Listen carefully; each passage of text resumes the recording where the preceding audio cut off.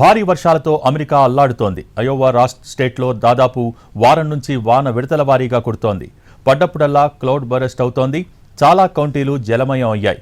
Minnesota blue earth కౌంటీలో వరద తీవ్రతకు ర్యాపిడాన్ dam బద్దలై వరద జనావాసాల్లోకి పోటెత్తింది.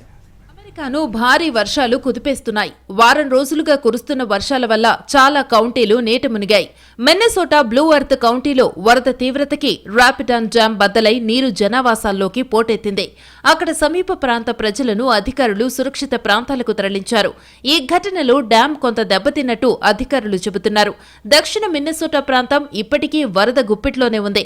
వరదలో చిక్కుకున్న వారిని హెలికాప్టర్ల సహాయంతో బయటకు తీసుకువచ్చేందుకు ప్రయత్నాలు చేస్తున్నారు.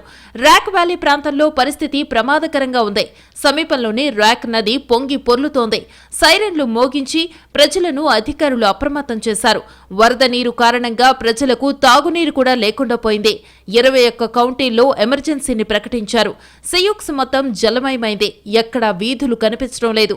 ఇళ్ల పైకప్పులు మాత్రమే కనిపిస్తున్నాయి. ఇక సౌత్ డకోటా రాష్ట్రంలో కూడా ఎమర్జెన్సీని ప్రకటించారు. సియోక్స్ నగరంలోని రైల్ రోడ్డు వంతెన కుప్పకూలిపోయింది.